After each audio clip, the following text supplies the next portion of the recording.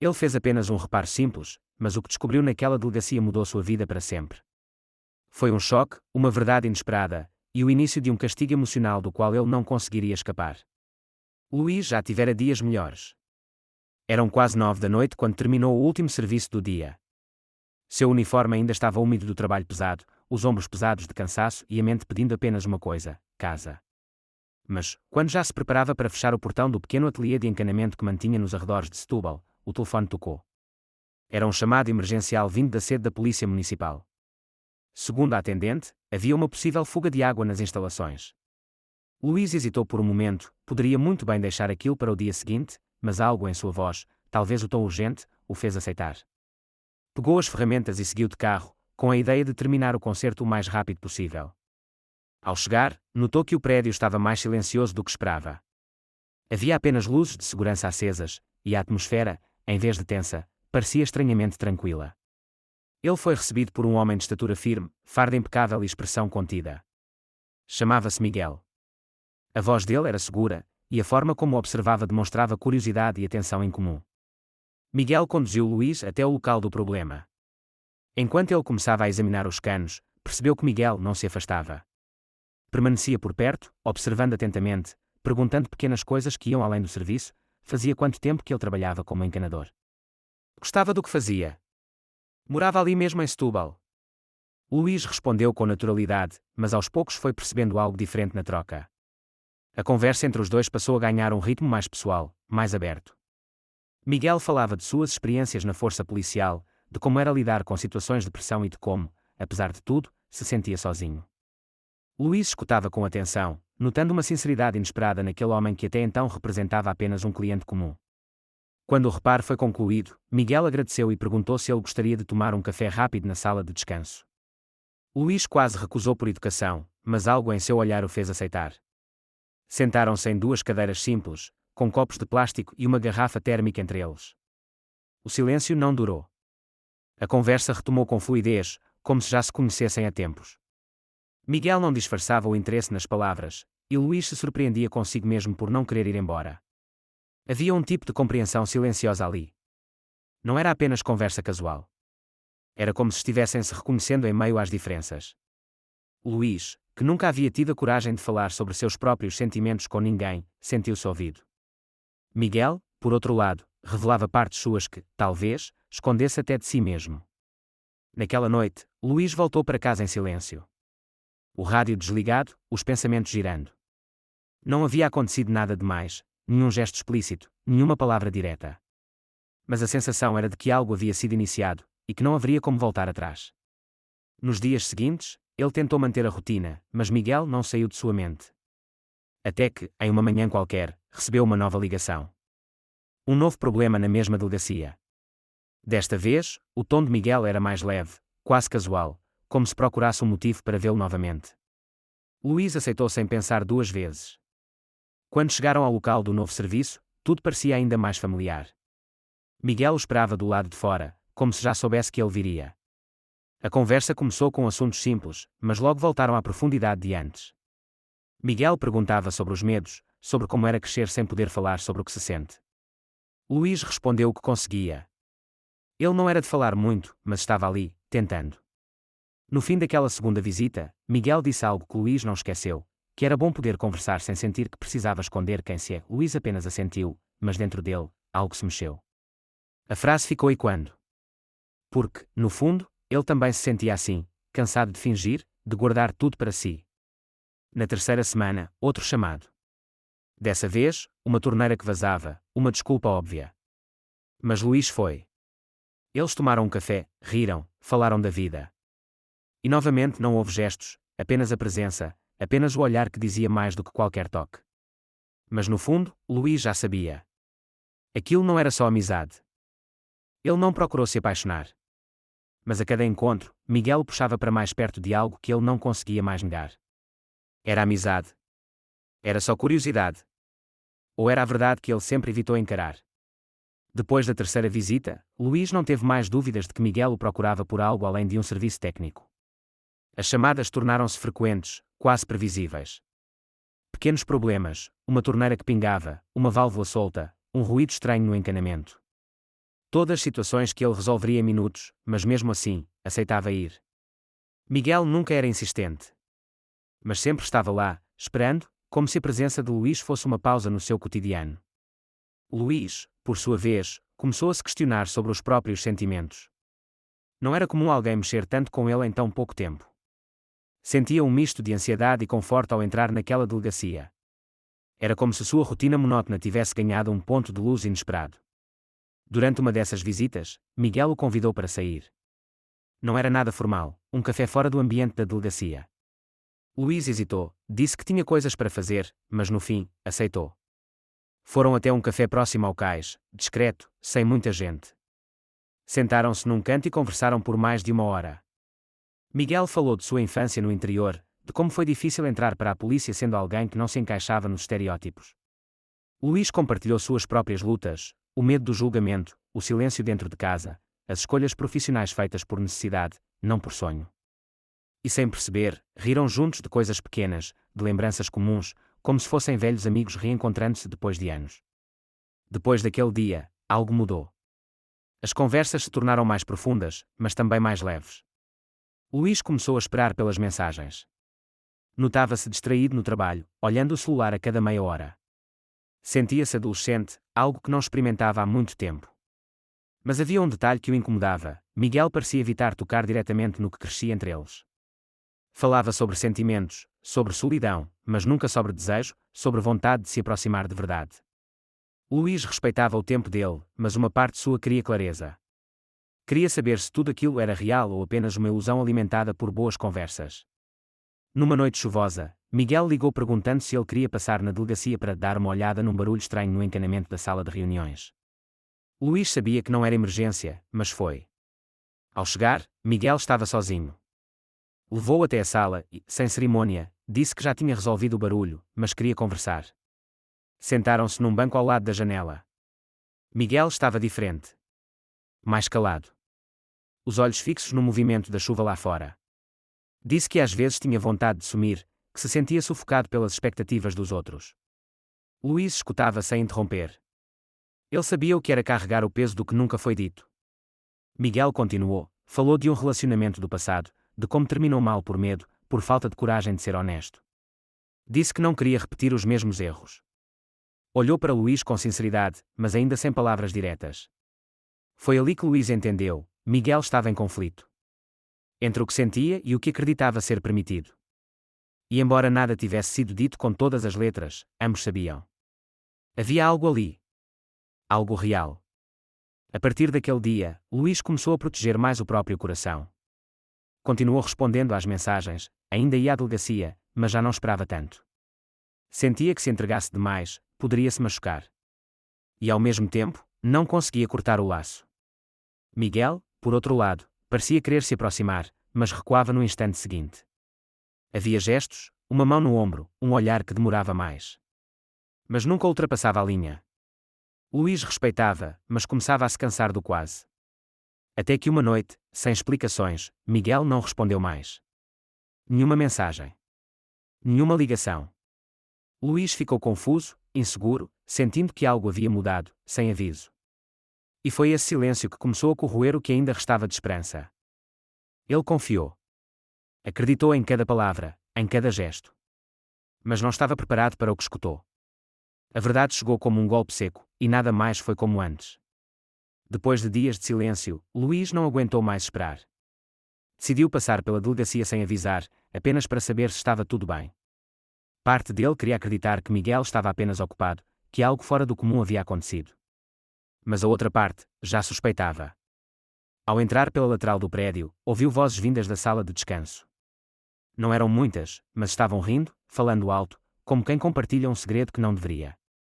Luís hesitou, mas algo o fez ficar parado, ouvindo atrás da porta entreaberta. E aí, como está o teatrinho com o encanador? Disse uma voz em tom de brincadeira. Ainda está rendendo. Outra voz respondeu, rindo. Nunca pensei que o Duarte fosse levar tão longe. Mas parece que o cara está mesmo acreditando. O mundo de Luís parou. Aquilo não podia ser verdade. Miguel, era disso que se tratava. Um jogo. Um teste. Uma piada. Sem fazer barulho, ele se afastou. Saiu do prédio sem que ninguém o visse, entrou no carro e dirigiu-se sem destino por vários minutos. O peito apertava. Cada frase ecoava em sua cabeça como um lembrete de que havia sido enganado. Tudo o que sentiu, tudo o que acreditou, era mentira. Chegando em casa, se jogou no sofá e permaneceu ali, imóvel. O celular vibrou com uma mensagem de Miguel: "Desculpa sumir. Semana puxada. Preciso te ver." Mas ele não respondeu. Não conseguia. As palavras ditas na sala de descanso continuavam frescas demais. Nos dias seguintes, Miguel tentou ligar. Mandou áudios. Pediu para conversar. Mas Luís evitava. Não sabia como reagir. Parte dele queria gritar, confrontar, exigir explicações. A outra queria fingir que nada aconteceu, só para não encarar a dor. Mas no fim da semana, decidiu que precisava de respostas. Aceitou encontrar Miguel num lugar neutro, um parque discreto nos arredores da cidade. Chegou cedo, sentou num banco e esperou. Quando Miguel apareceu, parecia preocupado, mas ainda assim tentou sorrir. Luís não deixou espaço para rodeios. Disse que sabia da conversa na sala. Repetiu as frases que escutou. Miguel empalideceu. Sentou-se devagar, com o olhar perdido. Disse que no início sim, houve uma aposta idiota. Algo que começou como uma brincadeira entre colegas. Uma provocação para tirar um cara do armário, nas palavras deles. Mas que nada daquilo foi planejado para machucar. Disse que com o tempo tudo mudou. Que a presença de Luís passou a significar mais do que ele queria admitir. Que começou a evitar contato justamente por estar confuso com o que sentia. Luís ouviu tudo em silêncio. Não havia raiva no rosto, apenas decepção. Perguntou se alguma parte havia sido real. Miguel disse que sim, que a maior parte havia sido. Mas como acreditar? Como confiar em alguém que iniciou uma aproximação por escárnio? Que alimentou esperança baseada em zombaria? Mesmo que agora dissesse que sentia algo, como distinguir o verdadeiro do fingimento? Luís levantou e foi embora sem dizer mais nada. Não havia gritos. Não havia drama. Apenas a certeza de que tudo o que começou com mentira dificilmente poderia terminar em verdade. Aquela noite foi longa. Luís não chorou. Sentia-se vazio. Como se parte dele tivesse sido arrancada. Mas também havia um estranho alívio, a ilusão acabara. Agora, pelo menos, sabia com o que estava lidando. E às vezes, por mais que doa, a verdade liberta mais do que qualquer gesto de carinho. Ele quis esquecer. Quis virar a página. Mas alguns sentimentos não desaparecem só porque foram machucados. E, às vezes, o que mais fere, é saber que ainda se importa. Nas semanas que seguiram o encontro no parque, Luís tentou se distanciar. Jogou-se no trabalho, evitou os mesmos caminhos de antes, ignorou cada notificação com o nome de Miguel. Mas por mais que se esforçasse, não conseguia apagar tudo o que haviam vivido. Miguel, por sua vez, não desistiu. Enviava mensagens espaçadas, nunca invasivas, mas constantes. Pedia desculpas. Dizia que entendia a dor que causou, mas que precisava dizer o que sentia. Luís lia, mas não respondia. Cada palavra feria. Porque cada linha confirmava que algo real havia existido, mesmo que construído sobre uma mentira. Uma noite, sem pensar muito, Luís passou em frente à delegacia. Era como se seus pés o levassem até lá por conta própria. Não entrou. Apenas ficou do outro lado da rua, observando. O prédio parecia o mesmo de sempre, mas tudo nele agora carregava um peso diferente. No dia seguinte, recebeu uma nova mensagem de Miguel: "Não mereço uma segunda chance. Mas se um dia quiser conversar, estarei no mesmo lugar." Era curta, simples, mas bateu fundo. Luís demorou 2 dias. Até que decidiu aparecer. Miguel o esperava do lado de fora da delegacia, sentado em silêncio, como se não tivesse certeza se ele viria.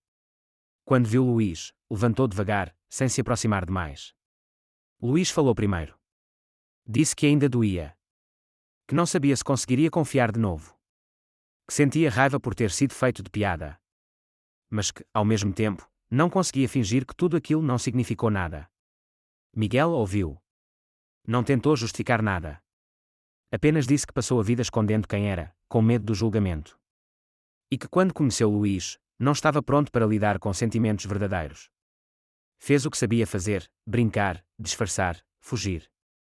E se arrependeu de cada gesto que não foi sincero desde o início. Luís respirou fundo. Disse que não queria promessas. Que não queria voltar ao passado. mas que, se Miguel quisesse reconstruir algo, devagar, com verdade, ele estaria disposto a escutar. A partir daquele dia, voltaram a se ver, sem rótulos, sem expectativas. Encontravam-se em cafés discretos, caminhavam por praças tranquilas, trocavam mensagens simples. Miguel não forçava nada. Luís, por sua vez, observava cada gesto, analisava cada silêncio. O medo ainda estava ali. Mas também havia espaço para algo novo. Não era como antes, não havia mais aquela leveza do início. Agora havia cuidado, hesitação, respeito. Certa tarde, Miguel falou sobre sua decisão de contar a verdade aos colegas. Disse que não podia mais viver com vergonha do que sente, nem com medo de parecer vulnerável. Luís o ouviu em silêncio.